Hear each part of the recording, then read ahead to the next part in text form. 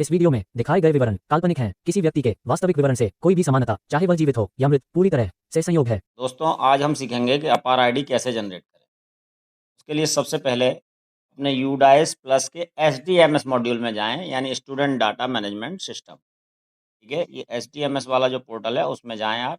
ऊपर स्क्रॉल करने के बाद यहाँ पे स्टेट सेलेक्ट करें और गो कर दें। यहाँ पर आप अपनी यूज़र आईडी, पासवर्ड और कैप्चा डालें और लॉगिन करने के बाद फर्स्ट वाला 2024-25 सेलेक्ट कर लें। आप इसको क्लोज कर दें। इसमें ध्यान रखने वाली बात यह है कि आपको अपार आईडी जनरेट करने के लिए सभी बच्चों का पहले जनरल प्रोफाइल, इकोनॉमिक प्रोफाइल और फाइनेंशियल प्रोफाइल यानी जीपी, ईपी और एफपी कंप्लीट करना पड़ेगा। इसके अलावा इन तीनों को कंप्लीट करके जब अपने स्कूल को आप फाइनलाइज कर दें तो ये आप लेफ्ट हैंड साइड में ऊपर एरो मार्क देखिए, इस पर क्लिक करिए आप। इसमें ये 4th नंबर पे है लिस्ट ऑफ ऑल स्टूडेंट्स। इसके एरो मार्क पे क्लिक करिए। इसमें एरो मार्क पे क्लिक करने के बाद फर्स्ट वाला ऑप्शन जो है एक्टिव स्टूडेंट्स, एक्टिव स्टूडेंट्स पे जब आप क्लिक करेंगे, यहाँ आप क्लास ऑल रहने दीजिए, कोई दिक्कत नहीं है। क्लिक करने के बाद ये आप ऊपर स्क्रॉल कर लीजिए, ये देखिए यहाँ आपको बच्चों की लिस्ट दिखाएगा और यहाँ सभी बच्चों की लिस्ट दिखाएगा, आपके जितने भी स्कूल के बच्चे। इसको हम लेफ्ट हैंड साइड में स्क्रॉल कर लेंगे। स्क्रॉल करने के बाद यहाँ दिखाएगा आधार वैलिडेट। ठीक है, ये वो बच्चे हैं जिनका आधार नहीं है। अगर आधार नहीं होगा तो अपार आईडी जनरेट नहीं हो। ये वो बच्चा है जिसका आधार अभी वैलिडेट नहीं हुआ है। इसके लिए आप ईपी जीपी प्रोफाइल में, जीपी प्रोफाइल में जाएं और इसकी डिटेल एक बार और वेरीफाई करें सही करके, फिर यहाँ आके आप वैलिडेट करेंगे तो वैलिडेट हो जाएगा। अब जैसे ये बच्चे हैं, इनका आधार वैलिडेट हो चुका है, verified form from UIDAI against name, gender and date of birth, ये सारी चीज़ें सही होंगी तभी वैलिडेट होगा। ठीक है, जिन बच्चों का आधार वैलिडेट हो गया है उन्हीं का आप अपार आईडी जनरेट कर सकते हैं। अब देखिए, अब हम बैक में आते हैं। कक्षा 1 के ज़्यादातर बच्चों के आधार नहीं हैं, इसलिए हम कक्षा 2 सेलेक्ट करेंगे। सबसे पहले यहीं आइए आप, यहाँ से आप अपार मॉड्यूल देखिए। लिस्ट ऑफ ऑल स्टूडेंट्स के बाद अपार मॉड्यूल 5th नंबर पे है, अपार मॉड्यूल, इस पे क्लिक करिए आप। इस पे क्लिक करने के बाद यहाँ जिस क्लास का जनरेट करना है उस क्लास को सेलेक्ट कर लीजिए, जैसे हमने करा क्लास 2 सेलेक्ट। ये रेड से लिख के आ रहा है, to generate APAAR students all forms should be completed, GP, EP, FP. इन सबको कंप्लीट करने के बाद, फाइनलाइज करने के बाद ही आप अपार मॉड्यूल जनरेट कर सकते हैं। अपार उसका सेकंड क्लास सेलेक्ट कर ली, सेक्शन जो भी है आपके पास सेलेक्ट कर लीजिए। उसके बाद गो पे क्लिक कर दी। गो पे क्लिक करने के बाद हमने ऊपर स्क्रॉल कर लिया, ये बच्चे दिखा रहा है, बच्चों के नाम, gender, date of birth, mobile number. ठीक है, इसको हम लेफ्ट हैंड साइड में स्क्रॉल करते हैं, यहाँ दिखा रहा है क्लास और उसका सेक्शन, फिर उसका पैन नंबर, फिर प्रोफाइल सबका कंप्लीटेड है। फिर हम यहाँ आ जाते हैं, ये दिखा रहा है स्टेटस में अपार आईडी अवेलेबल है या नहीं है। लास्ट में दिखा रहा है ये जनरेट अपार आईडी के लिए किस किस का आप जनरेट कर सकते हैं। सपोज करिए ये लास्ट वाला हम जनरेट करते हैं, जनरेट।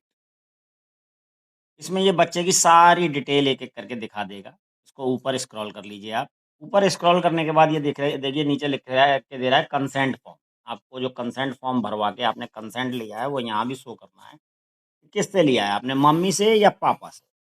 केवल 2 से ही ले सकते हैं आप, या कोई लीगल गार्जियन हो उससे ले सकते हैं। जैसे सपोज़ करिए इसके फादर से हमने लिया है तो इसके फादर का हम यहाँ नाम डाल देंगे। ये आपको नाम नहीं दिखाएगा, अगर ऐसा हम करते हैं तो ये वीडियो यूट्यूब पे हटा दिया जाएगा। ठीक है, नाम आधार वाला डालिए आप।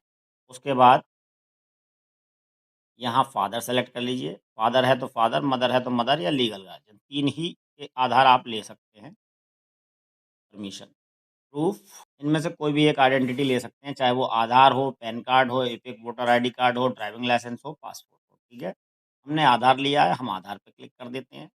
उसके बाद यहाँ पे जो आपने प्रूफ लिया है उसका नंबर, ठीक है, जैसे आधार लिया है पेरेंट्स का, फादर का, तो फादर के आधार का नंबर यहाँ डाल देंगे। पैन कार्ड होगा तो पैन नंबर डाल देंगे, एपिक कार्ड होगा तो एपिक नंबर डाल देंगे। करने के बाद ऊपर स्क्रॉल कर लीजिए आप।